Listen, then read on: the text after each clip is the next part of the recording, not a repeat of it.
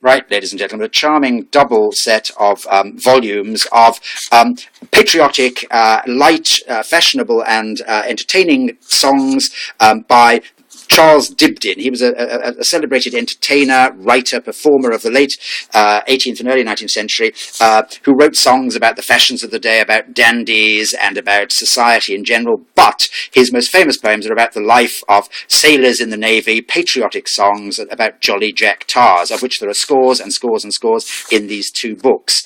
He wrote the famous song Tom Bowling, which is sung at every last night of the proms, just first condition. They're in later, I think, sort of 1840s bindings, although the books inside are 1814. The spines have a missing panel or two, but the bindings are basically fairly sound and tight, and the books inside are actually clean, tight, and seemingly fairly little read.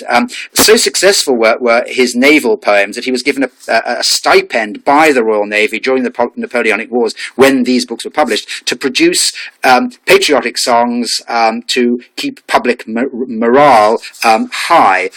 And I mean, let's find an example of one of those songs. There are many, many scores of them in these books. Here we go.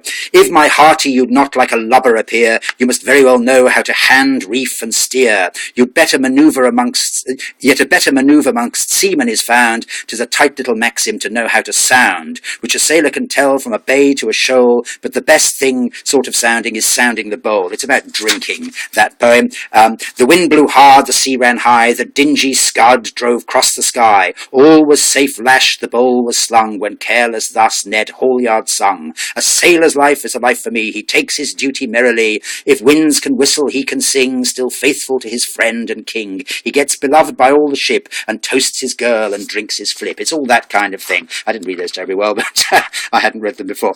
There we are, Patriotic Songs by Charles Dibdin, two scarce volumes.